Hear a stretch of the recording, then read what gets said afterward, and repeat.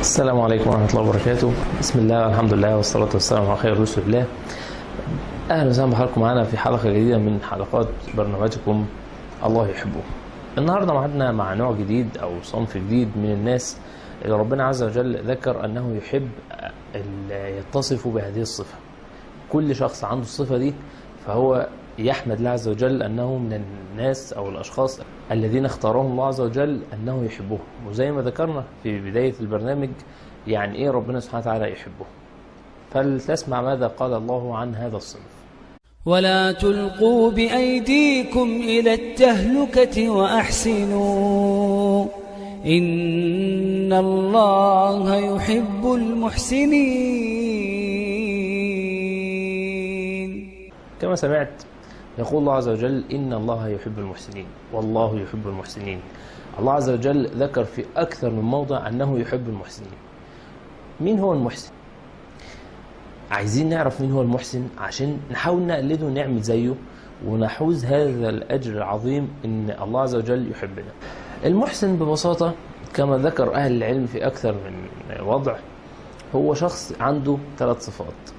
الصفة الأولى بيفعل الواجبات، الصفة الثانية يترك المحرمات، الصفة الثالثة يبحث عن كل أفعال الخير والأفعال التي ترضي الله عز وجل ويفعلها. إزاي؟ يعني واحد ما بيعملش أي حاجة حرام وبيعمل كل ربنا أمر به، الصلاة والصيام الزكاة الحج إلى آخره. كتير مننا بيعمل كده. ممكن تكون حضرتك بتتفرج عليا ولله الفضل الحمد لله ما بتسرقش، ما بتعملش ذنوب كبائر كذا كذا، وفي نفس الوقت الحمد لله محافظ على صلاتك، محافظ على صلاة رحمك، على كذا على كذا. لكن الصفة الثالثة دي هي اللي بتفرق بيني وبين حضرتك وبين فلان وفلان وبين المحسن. ربنا يجعلنا وإياكم منه. أنه يبحث عن كل الخير دائما، طول ما هو قاعد بيفكر يعمل خير.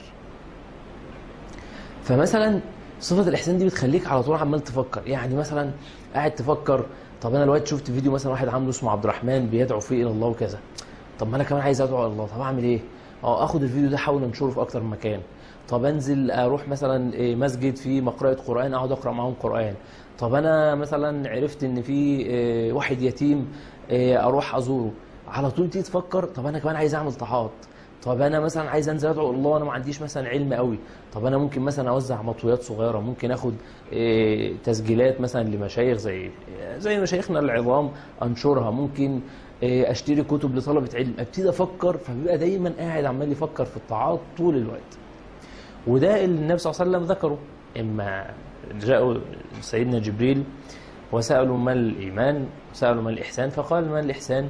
قال أن تعبد الله كأنك تراه فإن لم تكن تراه فإنه يراك. إزاي الكلام ده؟ يعني أدي حضرتك مثال بسيط. دلوقتي حضرتك قاعد مثلا في شركة وقالوا لك أنت مثلا في الدور الثالث إن المدير بيعدي دلوقتي على المكاتب يشوف الموظفين. هتلاقي نفسك بسرعة بترتب المكتب، بتظبط هدومك، بتفتح الورق، تعمل نفسك بتشتغل. ليه بتعمل كل ده؟ عشان المدير لما يعدي عليك يلاقيك بتشتغل. ليه؟ عشان ياخد صورة عنك كويسة، فتكون النتيجة يعاملك معاملة كويسة، يرقيك، يديك مكافآت، يعمل يعمل يعمل. فالمحسن ولله المثل الأعلى المعنى ده دخل جواه، إن هو دائما أصبح يعلم أن الله عز وجل يراه. فبيبقى قاعد في أي وقت مثلا قاعد مثلا راجع من الشغل مثلا، فقاعد كده فاضي ما بيعملش حاجة، فعلى طول دماغه تفتكر إيه ده ربنا بيبص عليا دلوقتي، طب أقوم بسرعة أتوضى وأصلي.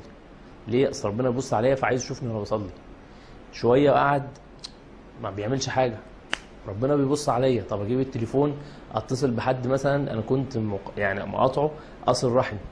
رجع قعد شوية، طب انزل اروح ازور واحد مريض. ليه؟ اصل ربنا بيبص عليا. خلاص تملكوا الشعور ده ان ربنا عز وجل يراقبه طول الوقت.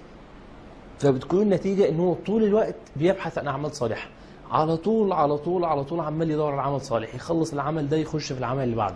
ليه؟ لأن هو خلاص عرف إن ربنا سبحانه وتعالى ينظر إليه فإن لم تكن تراه فإنه يراك. هو علم هذه الحقيقة أن الله عز وجل يراه في كل لحظاته وسكناته. الصفة دي لو تملكت مننا كلنا هنقول أكتر من حاجة. أولها طبعا وهي فكرة البرنامج أن الله عز وجل سننال محبة الله عز وجل، ويعني نسأل الله عز وجل أن نكون من أهل الجنة بهذه المحبة. الأمر الثاني الصفة دي هتحسن لك أخلاقك. ازاي؟ يعني اقول لحضرتك مثال بسيط. مثلا انت ليك زميل في الشغل مثلا بيضايقك، بس هو مكانته في الشغل اعلى منك، مديرك، فانت ما بتقدرش تتكلم، فبيجي يتكلم تمام يا فندم حاضر مفيش مشكله ومش عارف، اول ما بيمشي يا اخي ده راجل ابن 60 في 70 ده مش عارف ايه ده ايه ده ايه ده ايه. طب لو انت تملكك شعور الاحسان ان الله عز وجل يراك، بعد مديرك ده ما هيمشي، اول ما تيجي تقول ده راجل ابن ده ربنا شايفني، هتلاقي نفسك سكت. لما تيجي مثلا تروح تزور حد وتقابله وتزوره في البيت، يا سلام انت راجل محترم وما حصلتش وكذا وكذا وكذا، وشفت عنده في بيته مثلا حاجه مش كويسه مثلا، فاول ما تطلع من البيت مثلا تلاقي نفسك بتقول لمراتك ده الراجل ده اللي عامل نفسه شيخ كان بيعمل، تلاقي نفسك سكت. ليه؟ الله يراني، خلاص رجع وتملكك شعور ان الله عز وجل يراك فسكت. تيجي مثلا قدام الناس مثلا تحاول ان انت تنصحهم مثلا بالهدوء والصبر والسكينه وكذا وكذا وكذا، وبعد ما يمشوا لسه ما فيش خطوتين تلاقي واحد جه يكلمك كلمه فاتضايقت، فلسه هتقوم تقول له يا ابن ايه ده؟ الله يراني، لا مش هينفع.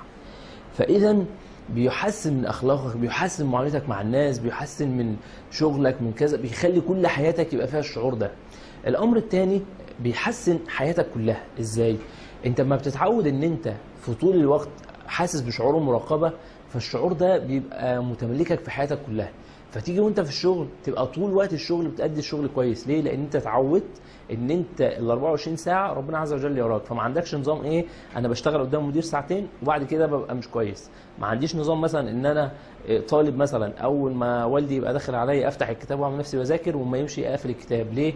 لان انا خلاص اتعلمت الصفه دي، بقت الصفه دي جوايا، فبقت يعني عندي في كل حياتي. انت كذلك مثلا مع زوجك، خلاص اتعودت ان انت زوجك بتذكريه بالخير في كل الاوقات، مش قدامه تتكلمي عليه كويس وبعد مثلا ما يخرج ترفعي التليفون وتكلمي صاحبتك ده عمل لي وقال لي وضايقني وكذا وكذا وكذا. ليه؟ تملكك صفه الاحسان. فاذا الامر الثالث ان هو بيحسن حياتك بصفه عامه. الامر الرابع، الله عز وجل يعني نسال الله ان يرزقنا الاحسان، اللي بيتملكوا صفه الاحسان ولله الفضل والمنه بيحوز صفه الاخلاص، خلاص بقى عنده اخلاص لله سبحانه وتعالى. ليه؟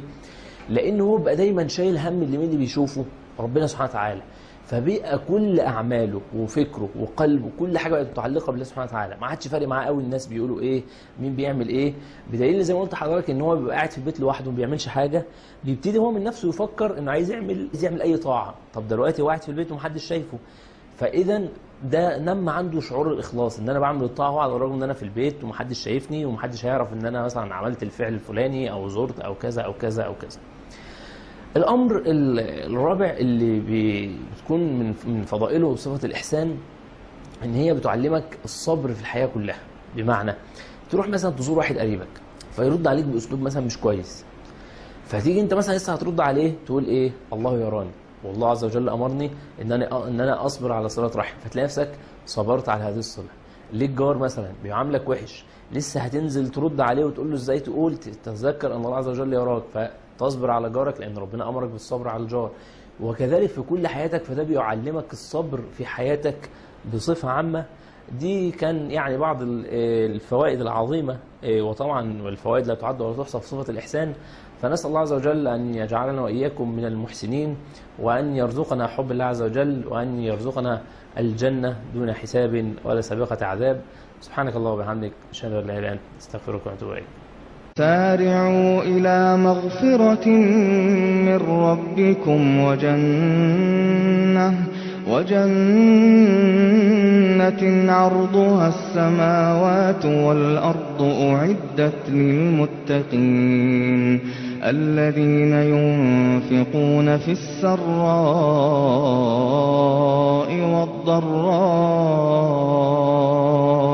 والكاظمين الغيظ والعافين عن الناس والله يحب المحسنين.